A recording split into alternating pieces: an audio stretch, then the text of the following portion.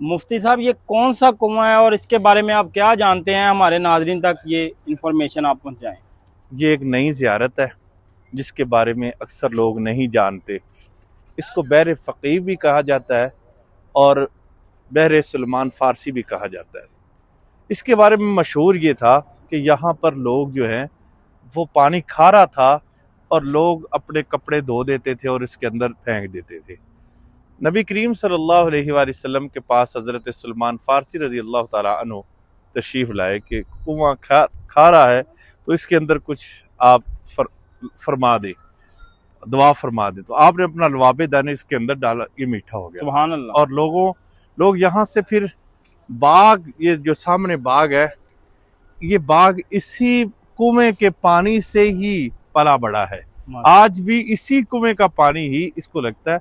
लोग सैराब होते हैं, यहाँ से पीते हैं, यहाँ से लोग जो है वो ले भी जाते हैं। माशाल्लाह। और क्या पूछना चाहते हैं आप?